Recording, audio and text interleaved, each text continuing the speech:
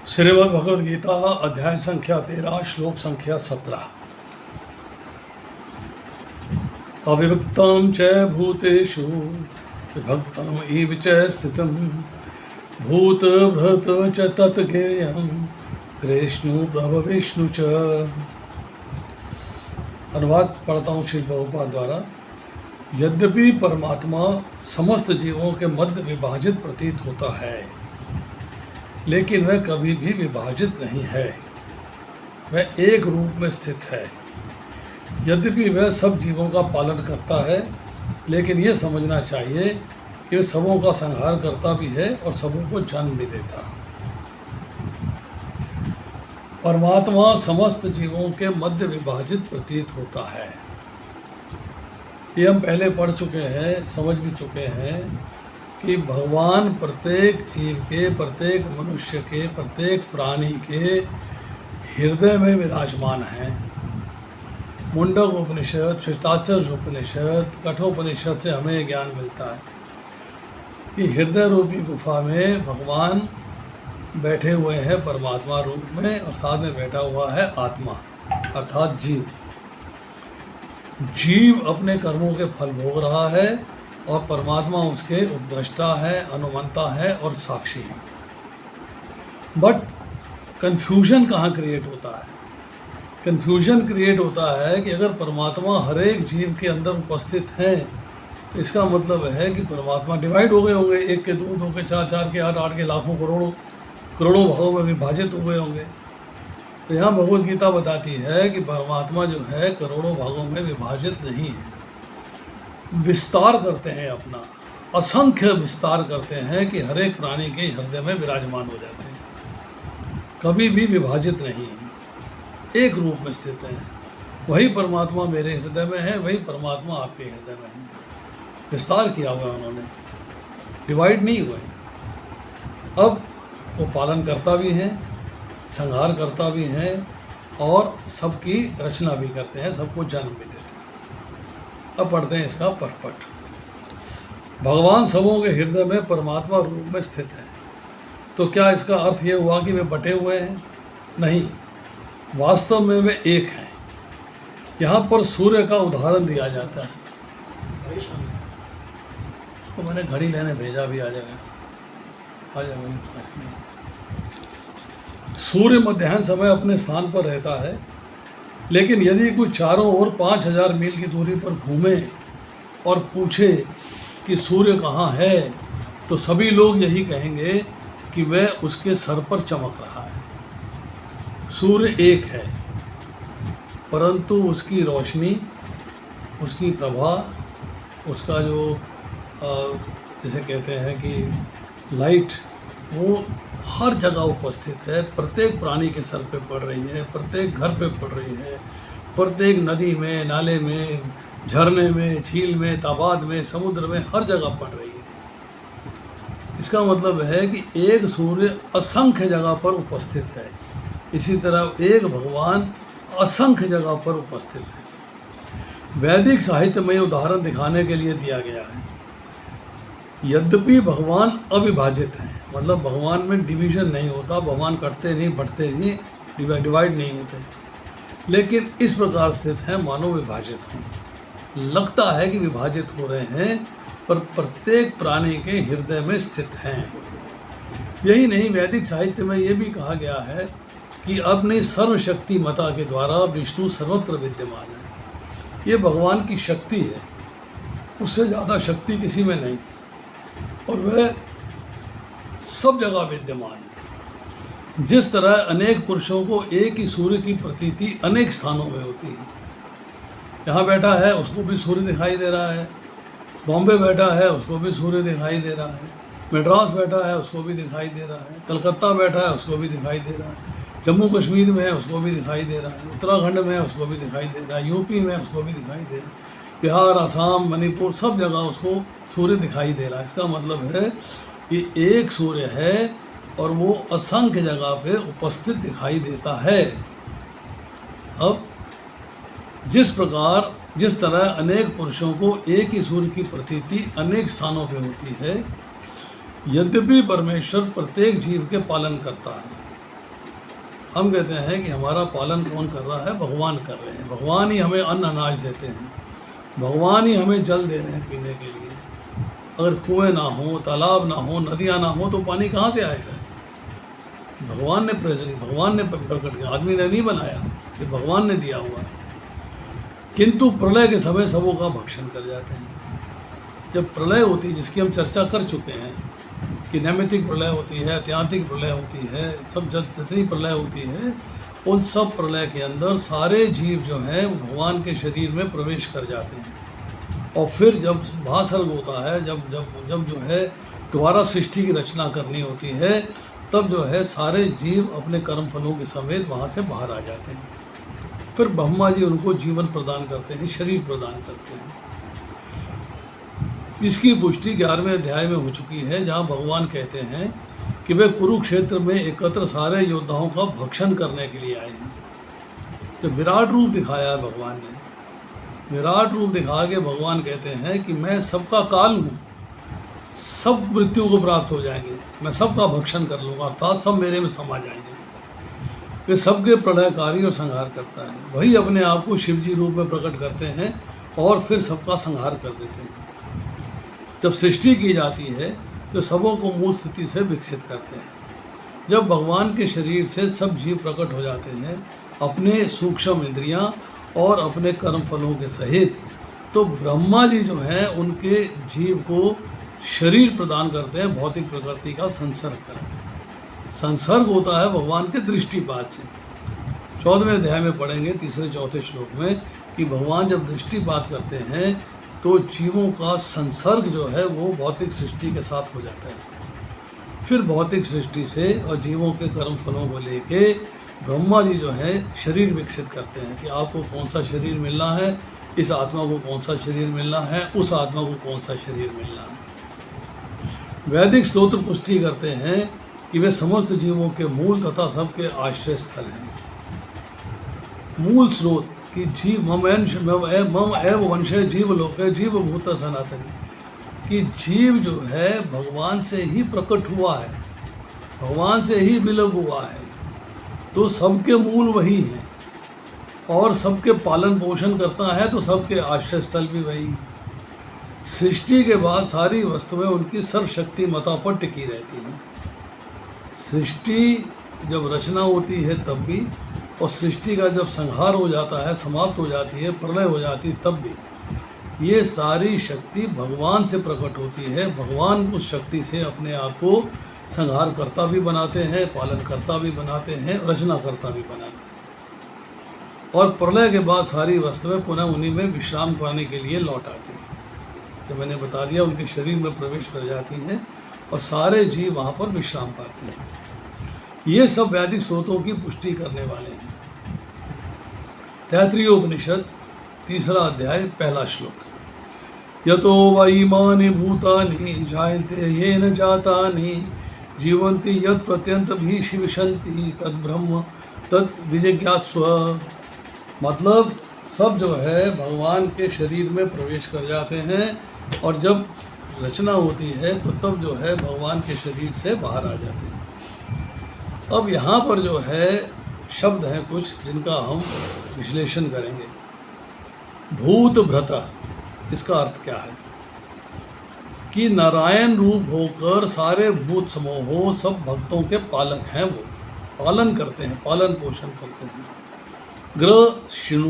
ग्रसिष्णु अर्थात प्रलय काल में सबका संहार करते हैं, और प्रभव विष्णु अर्थात सृष्टि काल में नाना कार्य रूप से उत्पत्तिशील होते हैं, ब्रह्मा रूप धारण करके सब शरीरों की रचना करते हैं। अविभक्तम, भगवान परमात्मा सब जीवों में उपस्थित हैं। विभक्त अर्थात डिवाइडेड लगते हैं, परंतु डिवाइडेड है नहीं, तत्व से एक ही है। भगवद गीता के 13वें अध्याय के 28वें श्लोक में चर्चा आएगी। समय सर्वेषु भूतेषु तिष्ठन्तः परमेश्वरम। परमात्मा को सब प्राणियों में समभाव से स्थित देखना चाहिए कि प्रत्येक प्राणी के हृदय में भगवान है। प्रत्येक प्राणी के हृदय में भगवान है। मेरे हृदय में भगवान बैठे हैं तो आपके हृदय में भी बैठे हैं। तो आप मेरी रिस्पेक्ट करेंगे तो मैं आपकी रिस्पेक्ट करूँगा। यथा योग्य, जैसी रिस्पेक्ट चाहिए वैसी रिस्पेक्ट होनी चाहिए, अपमान नहीं होना चाहिए, अपशब्द नहीं इस्तेमाल करने चाहिए, गाली गलौच नहीं करना चाहिए, मार पिटाई मार कुटाई नहीं होनी चाहिए। क्योंकि भगवान हृदय में बैठे हैं तो भगवान क्या फील करेंगे, ये कैसा जीव है, नाराज़ हो जाएंगे, वो उनकी पिटाई कर रहे हैं। फिर 18वें अध्याय के 20वें श्लोक में कहा गया है, अविभक्तम विभक्तेषु, अस्मात् परमात्मा को अविभक्त रूप से देखने को सात्विक ज्ञान कहा गया है।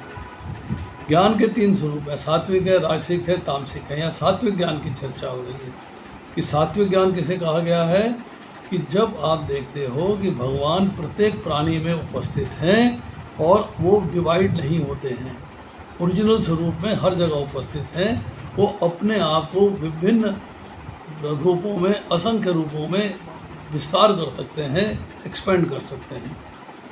अविभक्तम का अर्थ क्या है, वह एक हैं, विभक्त नहीं, डिवाइड नहीं होते हैं। सब जीवों में आत्माएं हैं, अलग अलग आत्मा है, एक ही आत्मा सब जीवों में नहीं है। आत्मा अलग अलग है क्योंकि अलग अलग कर्मों के फल भोगने, परंतु भगवान एक ही है। विभक्तम एव, कि भगवान जो है वो चूँकि हृदय में विराजमान है, जीव भी वहाँ विराजमान है, तो आत्मा को हम कहते हैं कि अलग अलग आत्मा है, तो ये भी कह देते हैं कि भगवान भी अलग अलग है। नहीं, भगवान एक ही हैं, वो डिवाइड नहीं होते, तत्व से भगवान हैं, वहाँ पर उपस्थित हैं, उनमें कोई डिवीज़न नहीं है, कोई चेंज नहीं है। फिर श्रुति क्या कहती है, एको अपि सन बहुधा यो अवभाति, गोपाल तापनी उपनिषद 2 अध्याय 1 अध्याय 21वां श्लोक। वह एक होते हुए भी अनेक भागों में विभक्त प्रतीत होता है। भगवान एक हैं, परंतु महसूस क्या होता है कि वो अनेक भागों में विभक्त हैं। फिर पद्म पुराण सृष्टि खंड 2 अध्याय 114वां श्लोक। सृष्टि स्थिति अंतकारानाद ब्रह्मा विष्णु शिवात्मक ससंज्ञा याति भवानेकम एकम जनार्दना। एक ही परमात्मा सृष्टि, पालन और संहार करने के कारण ब्रह्मा, विष्णु और शिव नाम धारण करते हैं। यतो वा इमानि भूतानि जायन्ते येन जातानि जीवन्ति यत् प्रयन्ति स अभिसंविशन्ति तत् विजयागास्वरः। ये जो अभी श्लोक वहाँ कोट किया था भगवद गीता में प्रभुपाद ने, उसका अर्थ क्या है, तैत्तिरीय उपनिषद भृगुवल्ली अनुवाक 1। ये प्रत्यक्ष दिखाई देने वाले सब प्राणी जिनसे उत्पन्न होते हैं, सब प्राणी मतलब हम लोग जिनसे उत्पन्न होते हैं, जितने प्राणी दिखाई देते हैं, जानवर हैं, कीट है, पतंग है, जिनसे उत्पन्न होते हैं और जिनसे उत्पन्न होकर, जिनके सहयोग से, जिनका बल पाकर सब जीते हैं। शक्ति उन्हीं से आती है, हमारी अपनी कोई शक्ति नहीं है, शक्ति भगवान की हमारे अंदर है, जिसकी वजह से हम सारे कार्य कर सकते हैं। जीवनोपयोगी क्रिया करने में सब समर्थ होते हैं और महाप्रलय के समय में जिनमें विलीन हो जाते हैं, सब प्राणी उनमें विलीन हो जाते हैं। उनको जानने की इच्छा करने वाला वही ब्रह्म है, वही भगवान है, वही परमात्मा है। फिर मत्स्य पुराण में उल्लेख आता है, एका ए परो विष्णु सर्वात्रापि न संशय ऐश्वर्याद रूपम एकम च सूर्यवद बहुधेयते। एक विष्णु सब जगह उपस्थित हैं, इसमें कोई संशय नहीं है। वह एक अपनी शक्तियों के रूप में सब जगह उपस्थित है, जिस तरह सूर्य सब जगह उपस्थित है। तो इसके बाद फिर हम थोड़ी सी चर्चा और करेंगे, जिसको थोड़ा मुश्किल है समझना, पर कोशिश करिएगा समझने के। ज्योति अर्थात प्रकाश देने वाला, ज्योति मतलब होता प्रकाश। इन भौतिक संसार, हम शरीरों के अंदर जो ज्योति है वो कहाँ से आ रही है, कैसे आ रही है, किस प्रकार से आ रही है, ये प्रोसेस समझने का है। वर्णात्मक और ध्वन्यात्मक। वर्णात्मक मीन्स लिखा हुआ, ध्वन्यात्मक मीन्स सुना हुआ। ये जो शब्द होते हैं इनका ज्ञान होता है कान से। ध्वनि आती है तो कान से सुनते हो, शब्द बोले जाते हैं तो कान से सुनते हो। अब इन शब्दों की ज्योति अर्थात प्रकाशक जिससे इनको सुनाई देता है वो कान है। अब सर्दी हो, गर्मी हो, कोमल हो, कठोर हो, इसका फीलिंग त्वचा से होती है, स्किन त्वचा से होती है। तो इसका प्रकाशक त्वचा है। सफ़ेद, नीला, पीला, हरा, काला, इन रूपों का ज्ञान नेत्र से होता है, आँखों से होता है। अतः रूप की ज्योति, प्रकाशक, फीलिंग ज्ञान नेत्र से होता है। खट्टा, मीठा, नमकीन रसों का ज्ञान जिह्वा से होता है, अर्थात रस की ज्योति प्रकाशक जिह्वा है। अब सुगंध है, दुर्गंध है, इसका ज्ञान नाक से होता है, अतः गंध की ज्योति नाक है। अब इन 5 इंद्रियों की हमने चर्चा करी। इन 5 इंद्रियों के जो 5 विषय हैं उनका ज्ञान तभी होता है जब इंद्रियों के साथ मन होता है। तो अगर मन उनके साथ नहीं है तो ज्ञान नहीं होगा, क्योंकि सारा ज्ञान तो मन में जाना है। आँख देखती है, ज्ञान मन में जाता है। कान सुनता है, ज्ञान मन में जाता है। नाक सूंघता है, ज्ञान मन में जाता है। जिह्वा रस लेती है, ज्ञान मन में जाता है। तो ज्ञान जो है वो मन में होता है।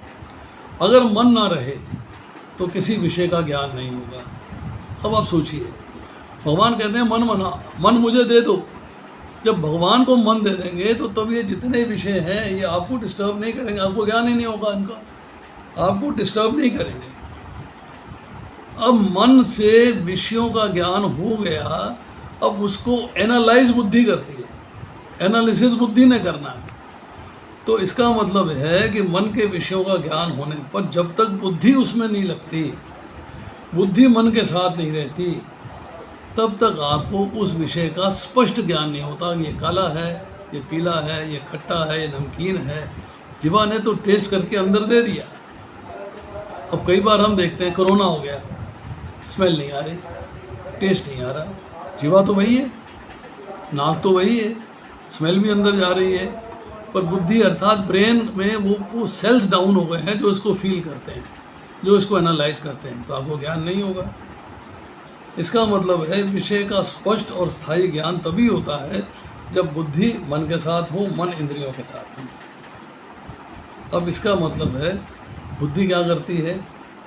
कर्तव्य अकर्तव्य, सार निसार, सत्य असत, सत्य और झूठ, इन सब में एनालिसिस करती है। और इन सब में एनालिसिस करके किसको देती है? आत्मा को, स्वयं को।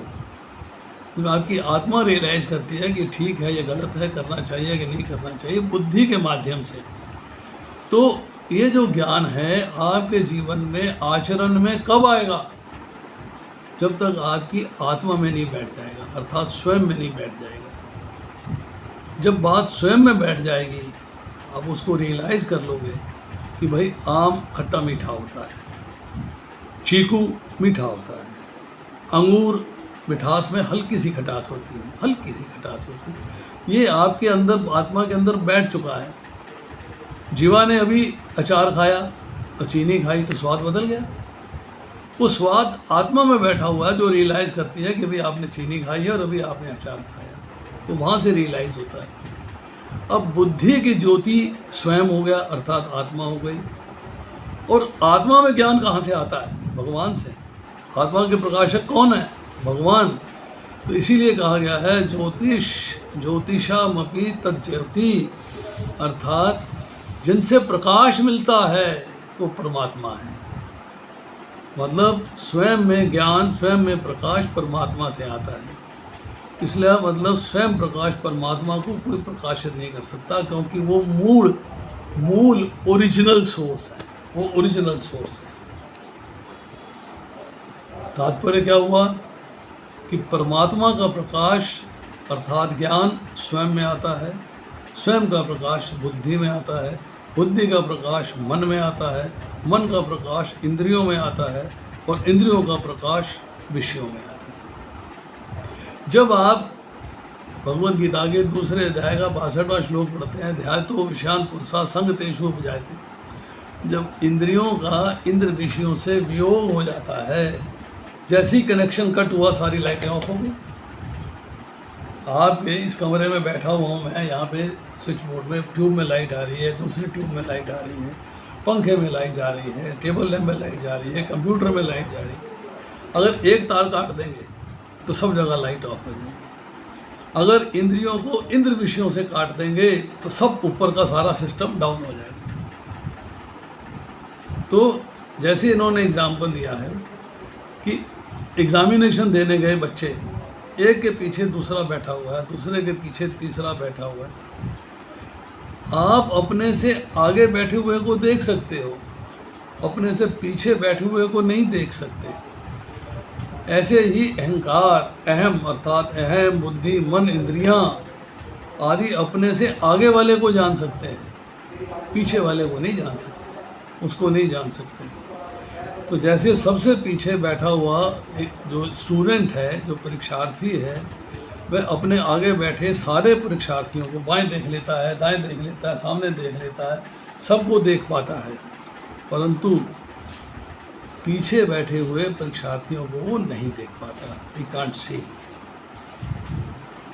ये जो भगवान हैं, ये जो परमात्मा हैं, ये संपूर्ण चर, चर मीन्स चलायमान, अचर, अचर मीन्स जो चलायमान नहीं हैं, जितने जीव हैं सबको प्रकाश देते हैं।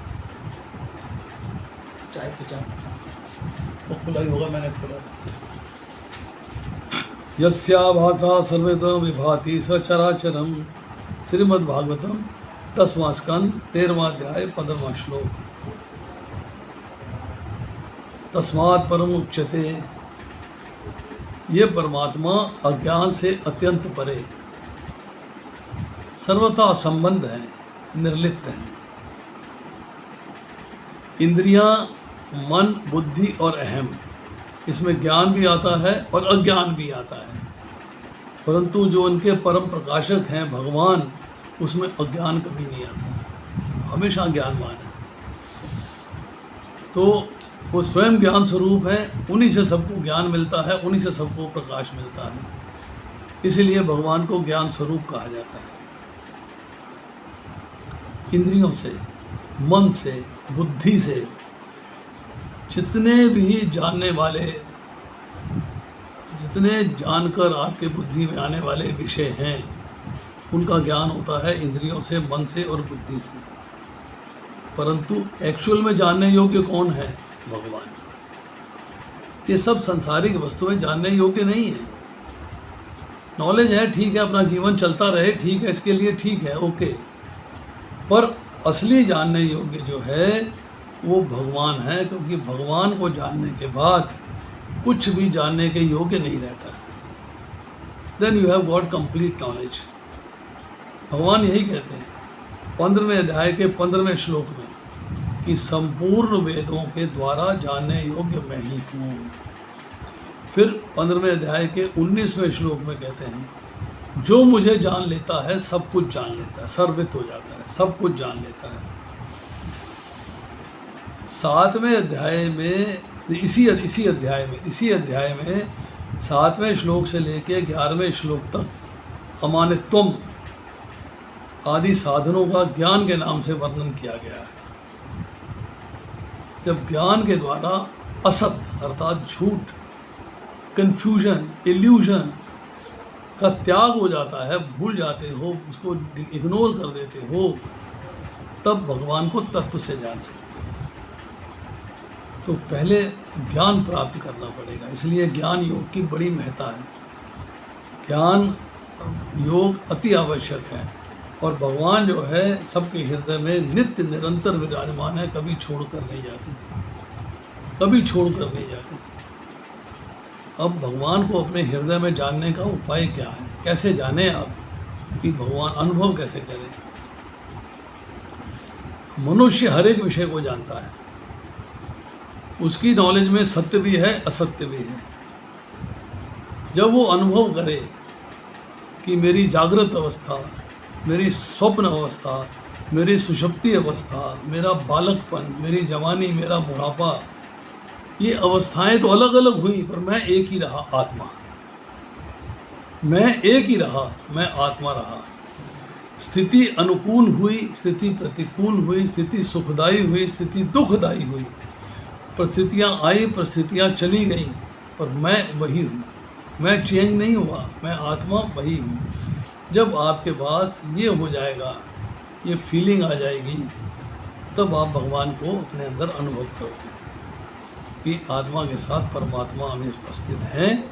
वही सारी सिचुएशंस मेरे लिए अरेंज करते हैं मेरे कर्म फलों के अनुसार। दूसरी बात, जैसे कोई भूखा व्यक्ति है, अन्न के बिना नहीं रह सकता, प्यासा व्यक्ति है, पानी के बिना नहीं रह सकता। इसी तरह अगर व्यक्ति भगवान के बिना बेचैन हो जाए, उनके बिना न रह पाए, ना उसे भूख लगे, ना उसे नींद आए, ना उसे प्यास लगे, उसको कुछ और समझ में नहीं आए भगवान के सिवाय, भगवान को पाने के लिए व्याकुल हो जाए, yes I am deeply interested, तब उसे अपने हृदय में भगवान का अनुभव हो जाएगा। यस, भगवान हृदय में विराजमान हैं, वही सारी परिस्थितियाँ मेरे लिए ऑर्गेनाइज कर रहे हैं, अरेंज कर रहे हैं। तो आज इतना ही।